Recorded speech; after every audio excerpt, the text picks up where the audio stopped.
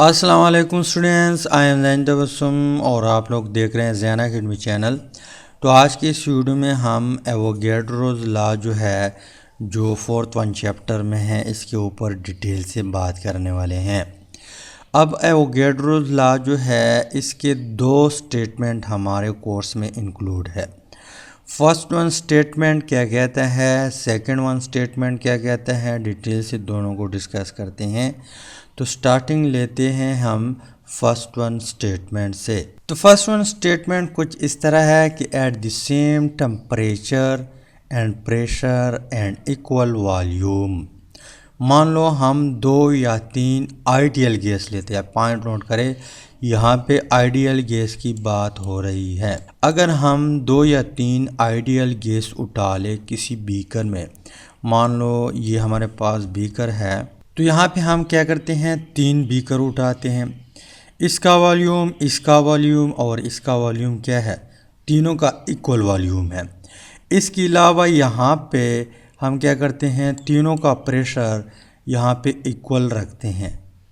Pressure क्या करते हैं, प्रेशर भी इक्वल रखते हैं। इसके अलावा यहाँ पे जो टेम्परेचर है इस बीकर का वो क्या है, सेम है। इस बीकर से इस बीकर का टेम्परेचर इन दोनों से क्या है, सेम है। तो टेम्परेचर भी सेम, वॉल्यूम भी सेम, ऊपर प्रेशर भी सेम, तीनों सेम है।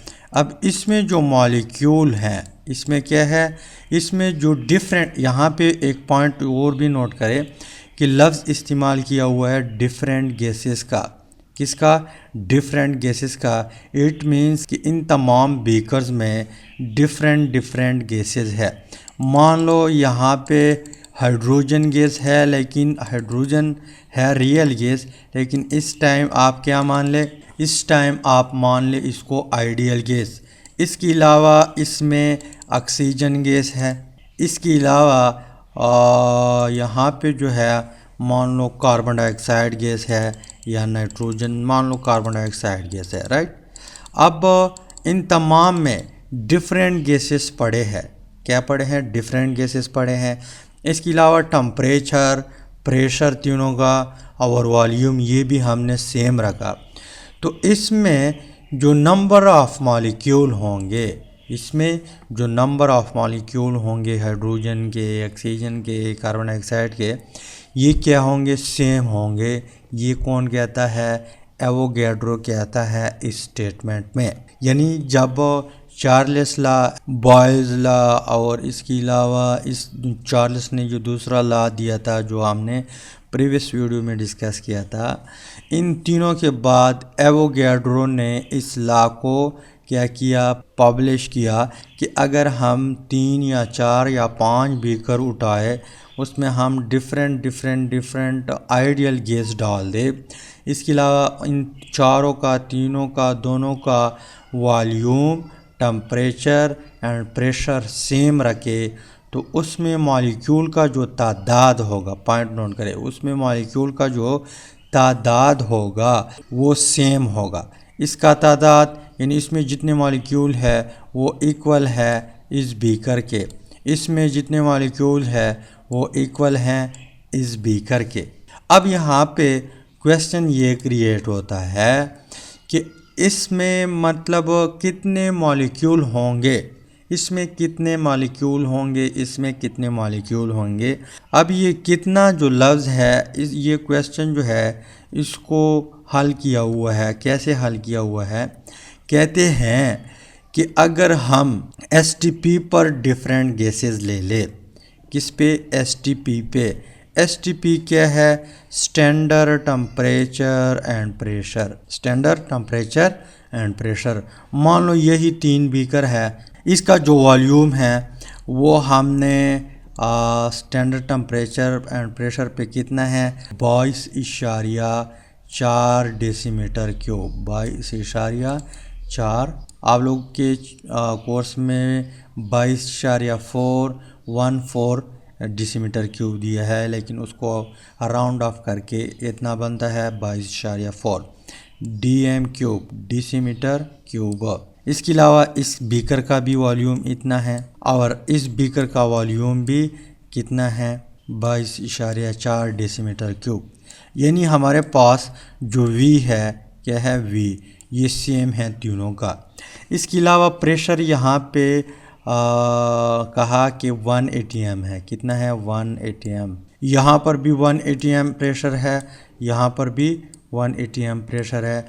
यानी तीनों का क्या सेम है, तीनों का प्रेशर भी सेम है, V भी सेम एंड P भी सेम। इसके अलावा यहाँ पे जो टेम्परेचर दिया हुआ है इसको मान लिया कि यहाँ पे 273 केल्विन है। 273 T is equal to 273 kelvin. यहाँ पर भी यही टेम्परेचर और यहाँ पर भी कितना टेम्परेचर, 273 केल्विन। तो यहाँ पे टेम्परेचर भी तीनों का सेम। अब यहाँ पे जो नंबर ऑफ मॉलिक्यूल होंगे वो एवोगैड्रो नंबर्स के बराबर होंगे। कितने होंगे मॉलिक्यूल, एवोगैड्रोज नंबर के बराबर होंगे। अब एवोगैड्रोज नंबर कितना है, 6.02022 या 023 × 10⁻23। इतने मॉलिक्यूल होंगे तीनों बीकर्स में। नहीं आ रही समझ। यहाँ पे कहता है एवोगैड्रो कि अगर हमने प्रेशर कांस्टेंट रखा तीनों, और यहाँ पे तीनों जो गैसेस है डिफरेंट किस्म के, सॉरी वॉल्यूम, इसके अलावा प्रेशर कांस्टेंट रखा, टेम्परेचर कांस्टेंट रखा तीनों का, तो यहाँ पे STP के ऊपर यहाँ पे इसमें जो मॉलिक्यूल होंगे वो कितने होंगे, एवोगैड्रोज नंबर के बराबर होंगे। इसमें मॉलिक्यूल कितने होंगे, एवोगैड्रोज नंबर के बराबर होंगे। इसमें मॉलिक्यूल कितने होंगे, एवोगैड्रोज नंबर के बराबर होंगे। एवोगैड्रोज नंबर कितना है, 6.023 × 10⁻23। इतने मॉलिक्यूल इन तीनों में होंगे। अब अगर आप लोगों को फर्स्ट वन चैप्टर याद हो, स्टोइचियोमेट्री, स्टोइचियोमेट्री में हम पढ़ चुके हैं कि 1 मोल कोई भी गैस है या कोई भी मॉलिक्यूल है, वो अगर 1 मोल हो, 1 मोल, वहाँ पर भी एक एवोगैड्रो लॉ था अगर आप लोगों को याद हो। तो 1 मोल कोई भी सब्सटेंस, यहाँ पे 1 मोल कोई भी गैस बराबर होगा किसके, एवोगैड्रोज नंबर के, 6.023 × 10⁻23, ये 1 मोल के बराबर होगा। अब हम यहाँ पे इस तरह भी कह सकते हैं कि अगर वॉल्यूम, प्रेशर एंड टेम्परेचर तीनों का कांस्टेंट है तो इसमें नंबर ऑफ मोल क्या होंगे, बराबर होंगे। क्या होंगे, नंबर ऑफ मोल बराबर होंगे। लेकिन कितने मोल होंगे, तो ये STP के ऊपर हम कैलकुलेट कर सकते हैं कि अगर टेम्परेचर, सॉरी वॉल्यूम हमारे पास 22.4 dm³, pressure 1 atm, temperature 273 kelvin, फिर यहाँ पे इसमें भी 1 मोल होगा, इसमें भी 1 मोल होगा, इसमें भी 1 मोल होगा। इसके अलावा एक और पॉइंट, यहाँ पे N जो है, N हमारे पास क्या है, मोल है, नंबर ऑफ मोल है। इन चार में से किसी 3 को अगर हम कांस्टेंट रखें तो नेक्स्ट वन जो होगा वो आपके पास तीनों का सेम होगा। जैसे यहाँ पे हम कहते हैं कि इस बीकर में 1 मोल हाइड्रोजन गैस है। हाइड्रोजन गैस मान लो इस टाइम आइडियल गैस, 1 मोल कितना है हाइड्रोजन गैस, इसमें 1 मोल ऑक्सीजन गैस, इसमें 1 मोल कार्बन डाइऑक्साइड गैस। इसके अलावा इन तीनों का टेम्परेचर सेम, इन तीनों का प्रेशर सेम, तो यहाँ पे इन तीनों का वॉल्यूम भी सेम होगा। जब 3 हमारे पास कांस्टेंट होंगे तो 4th वन भी ऑटोमेटिकली क्या होगा, कांस्टेंट होगा। इसके अलावा अगर हम यहाँ पे वॉल्यूम, इसका वॉल्यूम, इसका वॉल्यूम, इसके अलावा इसका टेम्परेचर, इसका टेम्परेचर, इसका टेम्परेचर, और यहाँ पे number of mole, number of mole, number of mole equal लेंगे तो यहाँ पे प्रेशर तीनों का क्या होगा, इक्वल होगा। नहीं आ रही समझ। इन 4 में से अगर हम 3 कांस्टेंट रखें, 3 सेम रखें इन तीनों का, तो 4th वन ऑटोमेटिकली क्या होगा, सेम होगा। ये कौन कहता है, एवोगैड्रो। असल में यही लॉ है किसका, एवोगैड्रोस का। अब यहाँ पे आप लोगों ने कंफ्यूज नहीं होना, मास इन तीनों का क्या होगा, डिफरेंट हो सकता है। मास डिफरेंट हो सकते हैं। जैसे हाइड्रोजन मॉलिक्यूल जो है वो अगर 1 मोल हो तो वो 2 ग्राम के बराबर होगा। 1 mole hydrogen is equal to 2 gram. ये स्टोइचियोमेट्री चैप्टर जो फर्स्ट वन चैप्टर है उसमें हम ये चीज़ें डिटेल से डिस्कस कर चुके हैं। तो यहाँ पे अगर हम 1 मोल ऑक्सीजन ले ले, 1 मोल क्या ले ले, 1 मोल ऑक्सीजन मॉलिक्यूल ले ले, सॉरी यहाँ पे मॉलिक्यूल है, यहाँ पे ऑक्सीजन मॉलिक्यूल है, तो ये 32 ग्राम होगा। तो यहाँ पे मास में फ़र्क हो सकता है लेकिन मोल क्या होंगे, बराबर होंगे। अब यहाँ पे मैं आप लोगों से एक क्वेश्चन करता हूँ कि मान लो हमारे पास ये 2 बीकर है, ये 2 बीकर, इसमें 2 ग्राम क्या है, हाइड्रोजन है, 32 ग्राम क्या है, ऑक्सीजन है। 2 ग्राम हाइड्रोजन, 32 ग्राम ऑक्सीजन। लेकिन इन दोनों का क्या है, volume same, temperature same, pressure same, number of mole भी सेम, और नंबर ऑफ़ मॉलिक्यूल जो है वो क्या होंगे, सेम होंगे। कितने मॉलिक्यूल होंगे, एवोगैड्रो नंबर्स के बराबर मॉलिक्यूल होंगे, एवोगैड्रो नंबर के बराबर मॉलिक्यूल होंगे। तो गैस का मास डिफरेंट पर मॉलिक्यूल क्या होंगे, सेम होंगे। असल बात क्या है, गैस का मास डिफरेंट पर मॉलिक्यूल सेम होंगे। अब अगर मैं आप लोगों से कहूँ कि यहाँ पे मैं 4 ग्राम लेता हूँ, कितने, 4 ग्राम, और यहाँ पे यही 32 ग्राम है, कितने, यही 32 ग्राम है, तो क्या इनके वॉल्यूम में फ़र्क आएगा या नहीं आएगा अगर टेम्परेचर और प्रेशर दोनों का सेम हो। यहाँ पे मैं दूसरे बीकर बनाता हूँ और आप लोगों को समझाता हूँ। मान लो हमारे पास एक बीकर है, ये इसमें हाइड्रोजन पड़ा हुआ है। कितना हाइड्रोजन पड़ा हुआ है, 1 मोल हाइड्रोजन पड़ा हुआ है।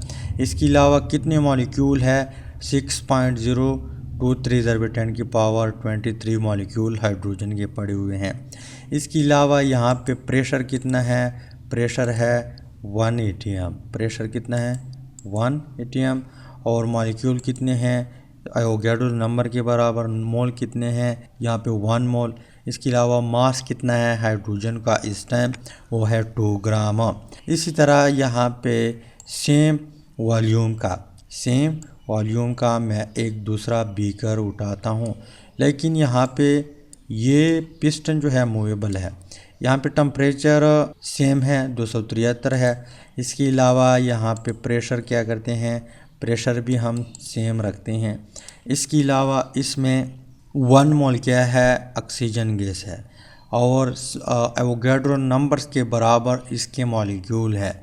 इट मीन दोनों का वॉल्यूम क्या है, सेम है। इस टाइम दोनों का वॉल्यूम सेम है, पर मैं यहाँ पे जो मास है हाइड्रोजन का उसको करता हूँ 6 ग्राम, उसको करता हूँ 4 ग्राम, पहले 2 ग्राम था, इसको किया मैंने 4 ग्राम, और इसका उतना ही 32 ग्राम रहेगा। यहाँ पे 2 नहीं 32। अब आप लोग मुझे बताइए कि इस सिचुएशन में टेम्परेचर और प्रेशर दोनों का सेम है, पर मैंने यहाँ पे मास इंक्रीज़ किया। क्या किया, मास इंक्रीज़ किया, किसका, हाइड्रोजन का। तो किसका वॉल्यूम ज़्यादा होगा, तो यहाँ पे हाइड्रोजन का वॉल्यूम इंक्रीज़ होगा। क्यों इंक्रीज़ होगा, क्योंकि एवोगैड्रो का जो सेकंड स्टेटमेंट है वो ये कहता है कि जब नंबर ऑफ मोल इंक्रीज़ करते हैं। अब आप लोग कहेंगे कि यहाँ पे तो आपने ग्राम इंक्रीज़ किए, तो पहले 1 मोल बराबर था, 1 मोल किसके बराबर था, 2 ग्राम के बराबर था। अब यहाँ पे 4 ग्राम हो गए, कितने, 4 ग्राम, तो इट मीन्स यहाँ पे 2 मोल्स हो गए। कितने मोल हो गए, 2 मोल हो गए। तो नंबर ऑफ़ मोल इंक्रीज़ हो गए, नंबर ऑफ़ मोल इंक्रीज़ हो गए तो इसका वॉल्यूम क्या होगा, बढ़ेगा, इंक्रीज़ होगा। क्यों, क्योंकि जो सेकंड स्टेटमेंट है एवोगैड्रो का वो कुछ यूँ कहता है कि एट कांस्टेंट प्रेशर, यहाँ पे प्रेशर 1 atm, इसके अलावा एंड टेम्परेचर दोनों क्या है, कांस्टेंट है। मान लो 273 केल्विन है, यहाँ पर भी 273 केल्विन है, तो टेम्परेचर और प्रेशर दोनों कांस्टेंट है। The volume of A gas, यहाँ पे इन दोनों का वॉल्यूम जो है इज़ डायरेक्टली प्रोपोर्शनल, ये किसका डायरेक्टली प्रोपोर्शनल है? To the number, sorry NUMBER है, NIM नहीं है, NUMBER, number of mole of the gas present. इनमें जो नंबर ऑफ मोल है वो डायरेक्टली प्रोपोर्शनल है इसके वॉल्यूम का। कैसे? यहाँ पे आप लोग देख ले, यहाँ पे V हमारे पास क्या है? V is volume, V is a volume is directly proportional to number of mole. यानी जैसे जैसे आप मोल जो है वो इंक्रीज़ करते जाएं तो यहाँ पे वॉल्यूम क्या होगा? बढ़ेगा। वॉल्यूम क्या होगा? बढ़ेगा।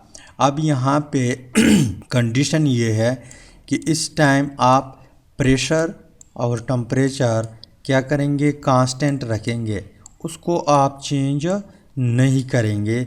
तब यहाँ पे number of mole is directly proportional to volume. यानी यहाँ पे पहले एक मोल था तो इसका यहाँ पे जो वॉल्यूम था STP के ऊपर मैं बता रहा हूँ वो है 22.4 डेसीमीटर क्यूब। लेकिन जैसे मैं नंबर ऑफ मोल इंक्रीज़ करता हूँ, 2 मोल्स करता हूँ, तो यहाँ पे फिर 22.4 डेसीमीटर क्यूब नहीं होगा, यहाँ पे फिर 44.8 डेसीमीटर क्यूब होगा। जैसे मैं एक और मोल्स इंक्रीज़ करता हूँ तो वॉल्यूम बढ़ेगा। तो वॉल्यूम और नंबर ऑफ मोल के बीच क्या है? डायरेक्टली रिलेशन है। आप खुद सोच ले, गुब्बारे में आप फूंक मार दे तो आप नंबर ऑफ मोल इंक्रीज़ कर रहे हैं, यानी गैस आप बढ़ा रहे हैं, तो उसका वॉल्यूम क्या होता है? यानी पहले एक गुब्बारा है, मान लो यहाँ पे सिंपल एग्ज़ाम्पल देता हूँ आम लाइफ में। यहाँ पे एक गुब्बारा है, थोड़ा सा यहाँ पे इस तरह है। अब इसमें आप क्या करते हैं? फूंक मारते हैं तो गुब्बारा कुछ इस तरह बनेगा। अब क्यों इतना बड़ा हुआ? इसका वॉल्यूम क्यों ज़्यादा हुआ? इसका वॉल्यूम इसलिए ज़्यादा हुआ कि आप फूंक मारते हैं, यहाँ पे आप गैस जो है उसको इंक्रीज़ करते हैं, उसके नंबर ऑफ मोल इंक्रीज़ होते जा रहे हैं। मज़ीद फूंक दिया तो यहाँ पे इसका वॉल्यूम बढ़ता है। जैसे नंबर ऑफ मोल्स इंक्रीज़ होते हैं इसका वॉल्यूम बढ़ता है। ख़ुद सोच ले आप डेली लाइफ में।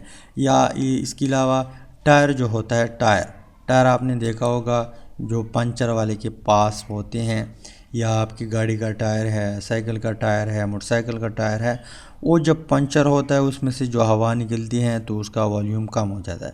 जैसे जैसे पंचर वाला जो है वो हवा देता है तो वो बढ़ता है, उसका वॉल्यूम क्या होता है? बढ़ जाता है। तो number of mole is directly proportional to volume. अब प्रोपोर्शनलिटी ख़त्म करने के लिए हम क्या करते हैं? V यहाँ पे इज इक्वल टू लगाते हैं और K लगाते हैं N। एक ये जो पॉइंट है ये भी आप लोगों ने नोट करना है, आगे न्यूमेरिकल में होगा। इसके अलावा आप इस तरह भी कर सकते हैं कि VN is equal to K कर सकते हैं ना। N इस साइड पे लाए तो K इस साइड पे हो जाएगा और यहाँ पे मल्टीप्लिकेशन है, डिवाइड में आ जाएगा। तो ये भी एक पॉइंट है। तो ये हमारे पास क्या है? Second statement of Avogadro's law. उम्मीद करता हूँ वीडियो की समझ आई होगी। अगर वीडियो की समझ आई है, वीडियो को लाइक करें, शेयर करें, चैनल को सब्सक्राइब करें। Finally thanks for watching.